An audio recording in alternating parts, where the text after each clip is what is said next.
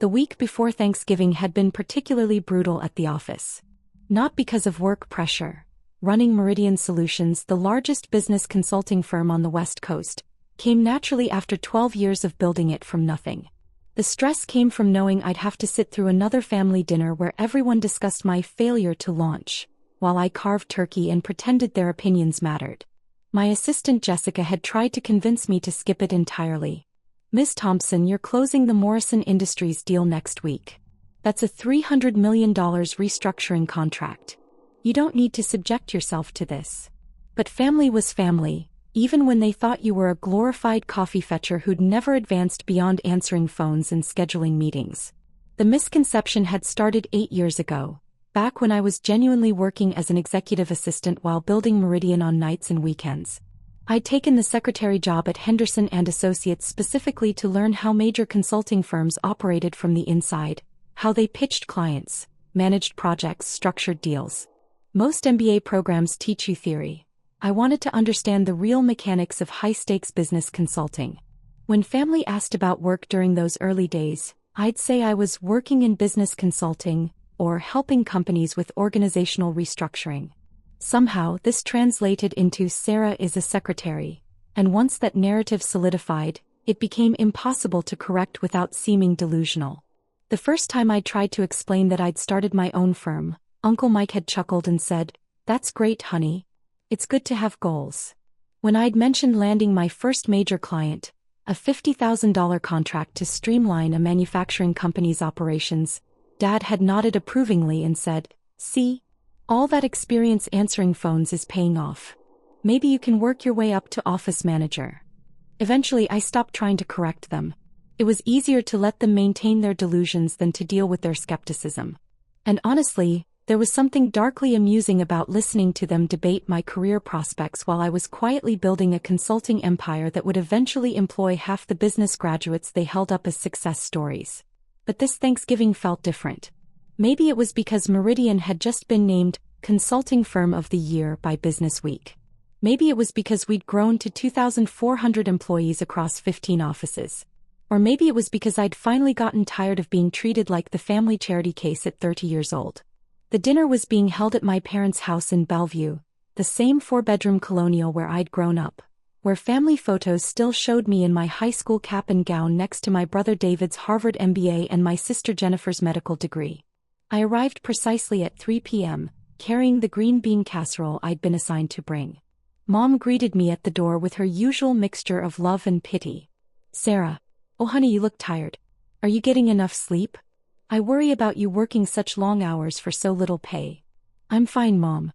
The casserole's still warm." "Wonderful. Everyone's already here." David flew in from New York and Jennifer drove up from Portland. They've been telling us about their latest promotions. Of course they had. David was a vice president at Goldman Sachs now. Jennifer had just been named head of cardiology at her hospital. Meanwhile, their sister Sarah was still answering phones and making coffee at some small consulting firm no one had heard of. The living room was full of the usual suspects. Dad was holding court from his recliner. Uncle Mike and Aunt Linda were on the couch with their twin boys, my cousins who were both fresh out of college and already making more money than their secretary aunt apparently ever would. Jennifer and David were standing by the fireplace, drinks in hand, looking every inch the successful professionals they were. "There she is," Dad announced as I entered. "Our little secretary. How are things at the office, sweetheart?" "Busy," I said simply, accepting the glass of wine Mom pressed into my hands. "I keep telling her she should look into going back to school," Mom said to the room. "Maybe get a business degree, try to move up in the world." David nodded seriously. "It's never too late to pivot, Sarah. I have connections at some good MBA programs. The application deadlines have passed for next fall, but maybe the year after." "That's very thoughtful," I replied, not mentioning that I'd been a guest lecturer at 3 MBA programs this semester, teaching case studies on organizational restructuring that I'd personally designed and implemented. "The problem is she's gotten comfortable," Jennifer chimed in, settling into her favorite role as the family's voice of tough love. 30 years old, same job for 8 years, no real ambition to advance. At some point you have to take responsibility for your own lack of progress. Uncle Mike leaned forward. "What kind of company is it again?" Henderson something. I actually left Henderson 6 years ago, I said. I work for a different firm now. Oh. Mom looked surprised. You never mentioned changing jobs. What's this new company called? Meridian Solutions. Dad frowned. Never heard of it. Is it bigger than Henderson? Somewhat, I said, not elaborating that Meridian's annual revenue was roughly 50 times what Henderson brought in. Well, as long as you're happy, Aunt Linda said with the kind of gentle condescension usually reserved for people discussing their stamp collections or model train hobbies. Dinner was the usual mix of family updates and pointed observations about everyone's career trajectories. David regaled us with stories from Goldman Sachs, the high-stakes deals, the international clients, the bonuses that exceeded most people's annual salaries. Jennifer talked about her latest surgical innovations and the research paper she was publishing in a major medical journal. Then the conversation turned to me. So Sarah, David said, cutting into his turkey, are you still doing the same kind of work? Filing, scheduling, that sort of thing. I handle client relationships and project management, I said carefully. That's great. Jennifer said encouragingly. So you've moved beyond just answering phones. That's real progress. Dad swallowed his mouthful of mashed potatoes. The important thing is that you're contributing something. Honest work has dignity, even if it's not glamorous. Absolutely, Uncle Mike agreed. Not everyone can be a doctor or investment banker. The world needs secretaries and administrative assistants too. Essential workers, Aunt Linda added, as if I deserved a pat on the head for my service to society's basic functioning.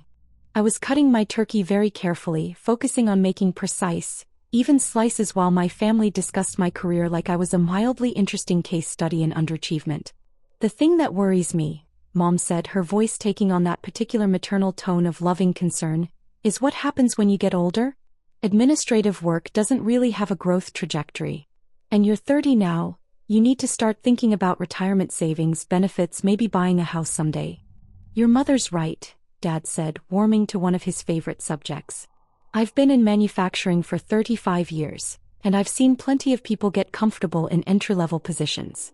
They think they're fine, but then they wake up at 50 with no savings, no advancement, no security. David nodded seriously. The administrative job market is tough, especially for older workers. You might want to consider transitioning into something with more growth potential while you still can. Like what?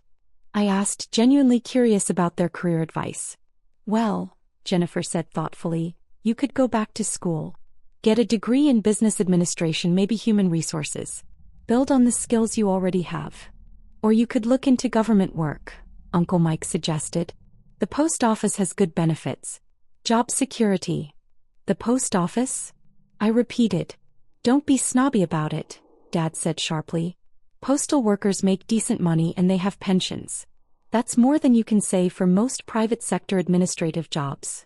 I took a sip of wine and tried to imagine explaining to my board of directors that my family thought I should consider a career change to mail delivery. The point is, Dad continued, really getting into his stride now, you can't just drift through life hoping things will work out. You're 30 years old, Sarah.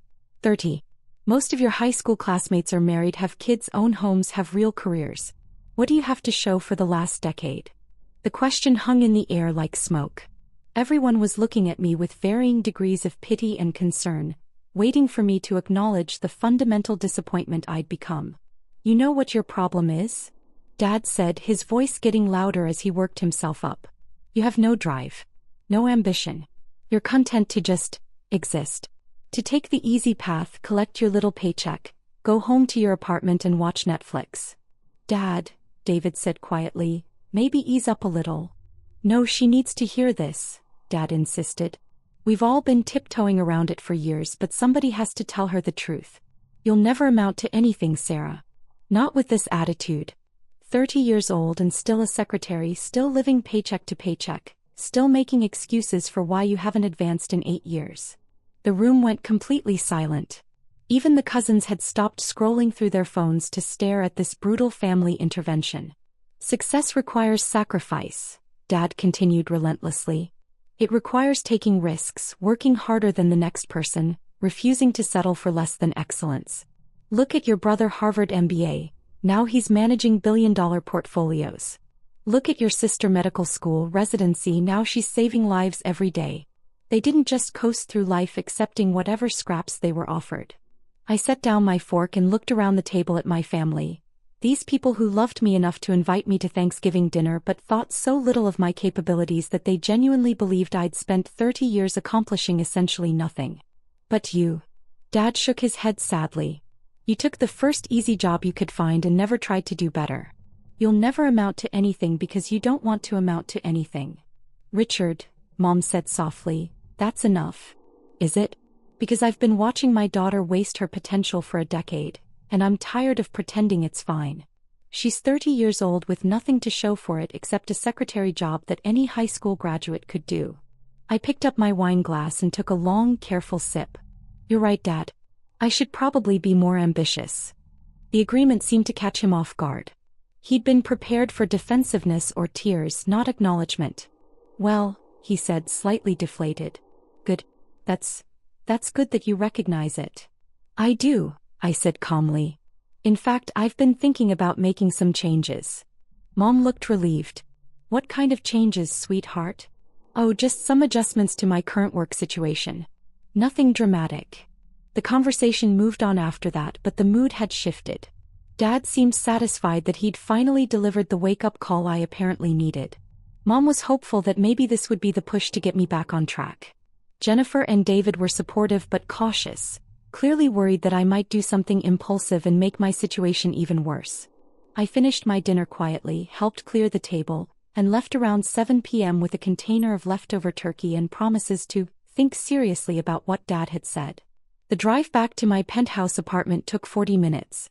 I spent most of it on a hands-free call with my head of mergers and acquisitions, finalizing details for Monday's announcement that Meridian Solutions would be acquiring Morrison Industries, the manufacturing conglomerate where my father had worked for 35 years. It wasn't personal. Morrison had been in financial trouble for 2 years, hemorrhaging money due to outdated processes and bloated management structures. We'd been approached by their board 6 months ago to handle the restructuring, but after reviewing their books, I'd recommended acquisition instead. At $2.8 billion, it was the largest deal in Meridian's history, but Morrison's supply chain relationships and manufacturing capabilities were exactly what we needed to expand into industrial consulting. The fact that Dad worked there was purely coincidental. The fact that Monday's acquisition would put me in control of his payroll was just serendipitous timing.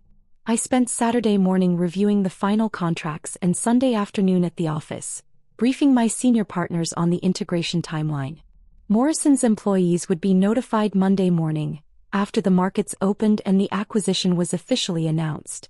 Most would keep their jobs. I wasn't interested in destroying lives just to improve profit margins, but there would definitely be some management restructuring. Monday morning arrived crisp and clear.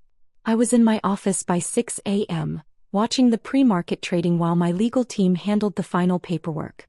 At 9:30 a.m. Eastern, the opening bell rang, and Meridian Solutions officially became the parent company of Morrison Industries.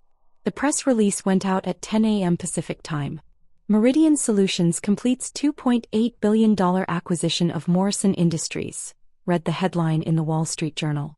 The article included a photo of me shaking hands with Morrison's former CEO, along with a quote about our plans to preserve Morrison's manufacturing excellence while implementing Meridian's proven operational efficiency models.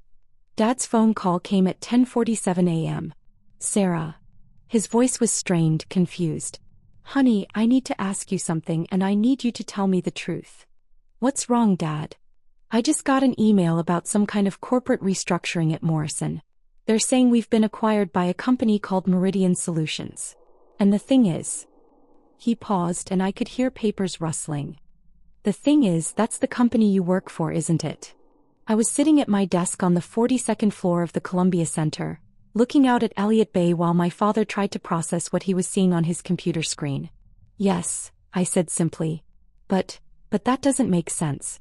You're a secretary there. Actually, Dad, I'm the founder and CEO. The silence stretched so long I wondered if the call had dropped. That's not possible, he finally said. I started Meridian 12 years ago while I was working at Henderson and Associates. Remember? I kept telling you I was building my own consulting firm, But you thought I meant I was hoping to get promoted to office manager someday. More silence. Sarah, this isn't funny. Morrison Industries is a $3 billion company. $2.8 billion, actually. That's what we paid for it. I could hear him breathing on the other end of the line, trying to make sense of information that didn't fit his understanding of reality. This is impossible, he said again. You work as a secretary. You answer phones. I used to work as a secretary 8 years ago while I was learning the consulting business from the inside. I haven't answered phones since 2018. But you never said. I tried to tell you, Dad. For years. Every time I mentioned starting my own firm, you thought it was a cute fantasy. Every time I talked about landing new clients, you assumed I meant my boss was giving me more filing to do. Every time I tried to explain what Meridian actually did, you nodded politely and changed the subject. The papers were rustling again. I could picture him scrolling through the press release, seeing my name listed as CEO and founder of the company that had just purchased his employer. Sarah Elizabeth Thompson, he read aloud, his voice hollow. Founder and Chief Executive Officer of Meridian Solutions. Age 30. Recognized as Business Week's Consulting Executive of the Year. That's me. You're 30 years old, he said weakly. Yes. And you own the company that just bought Morrison Industries. I own 68% of Meridian Solutions, which as of this morning owns 100% of Morrison Industries. Another long pause. How much? His voice cracked. How much is your company worth? I looked at the latest valuation report on my desk. Based on this morning's acquisition, the investment banks are estimating Meridian's total value at around $12.3 billion. The phone went completely silent. For a moment I thought he'd hung up, but then I heard what sounded like him sitting down heavily in a chair. $12 billion, he whispered. Give or take. You're worth $12 billion? Well, 68% of $12 billion, so closer to $8 billion personally. Though most of that is tied up in company equity, not liquid assets. I heard Mom's voice in the background asking what was wrong. Dad's voice was muffled as he explained to her that our secretary daughter had apparently just bought his company. Sarah, he said, coming back to the phone, I don't understand any of this. How is this possible? When did this happen? It's been happening for 12 years, Dad. Meridian started with me and 2 partners working out of my apartment.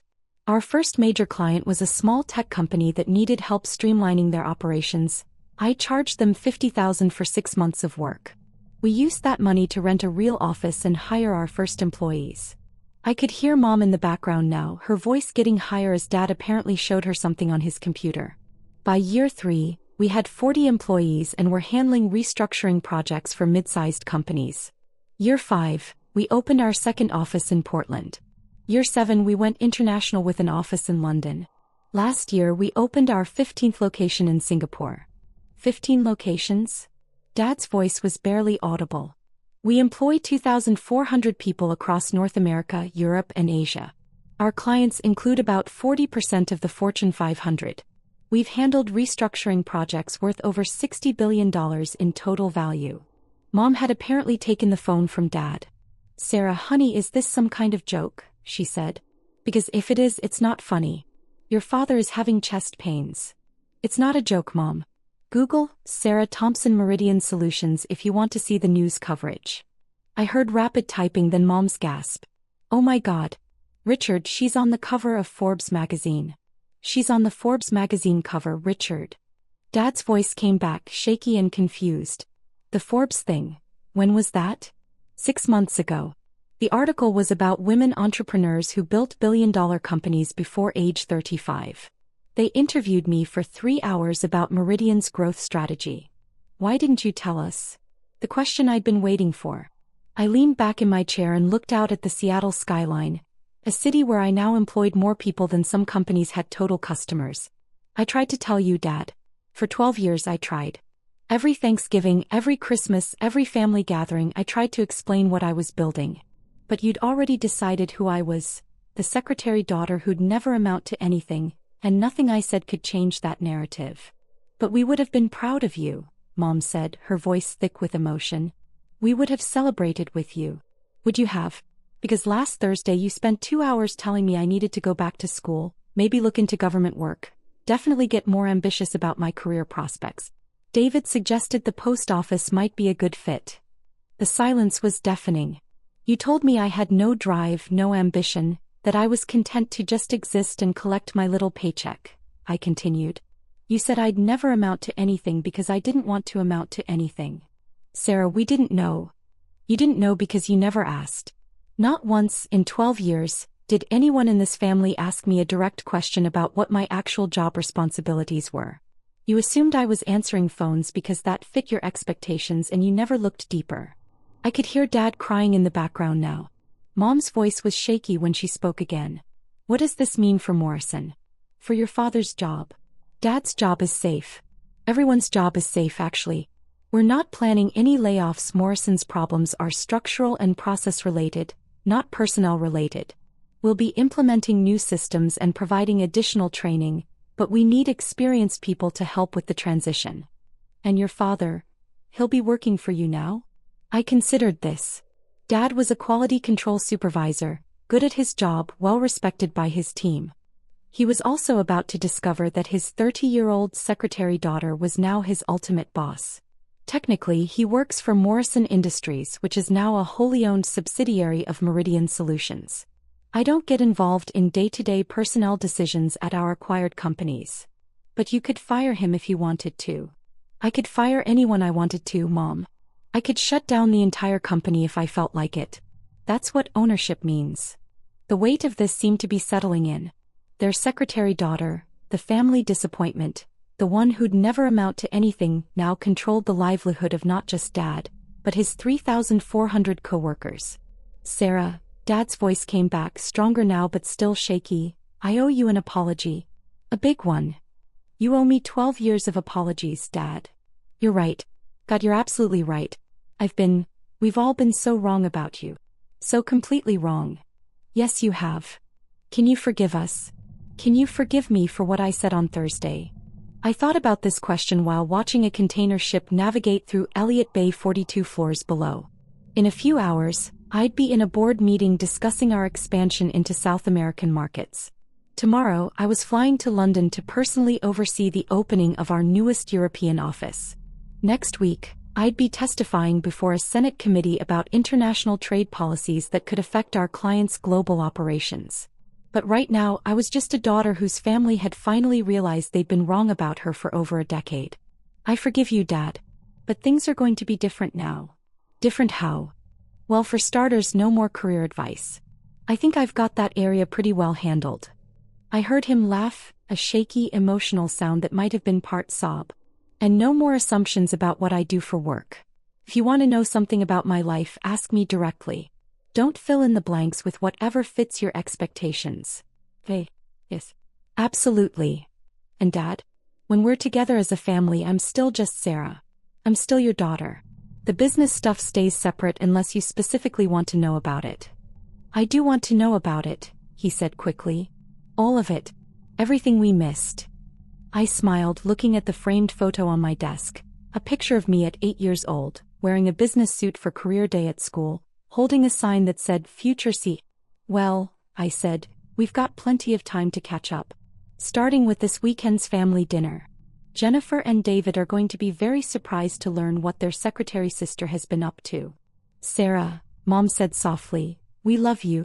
We've always loved you. We didn't understand. I know, Mom. And I love you too. But next time someone in this family claims to know what's best for my career, maybe remember this conversation. After I hung up, I sat quietly in my office for a few minutes, processing what had just happened.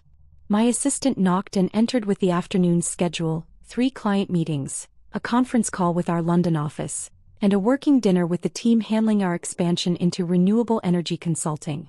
Everything all right, Miss Thompson? Jessica asked, noting my expression. Just some family business, I said, straightening my suit jacket. Nothing that can't wait until after we finish revolutionizing the consulting industry. She smiled and left me to prepare for the afternoon meetings. Through my office windows, Seattle spread out below like a map of possibilities. Somewhere out there, my father was probably still staring at his computer screen, trying to reconcile 30 years of assumptions with the reality that his secretary daughter now owned his company. It would take time for the family dynamics to adjust. Years probably. But for the first time in over a decade, I wouldn't have to sit through Thanksgiving dinner listening to career advice from people who thought I needed help finding a job with better benefits. Sometimes the best revenge really is massive success. Even when it takes your family 12 years to notice you achieved it.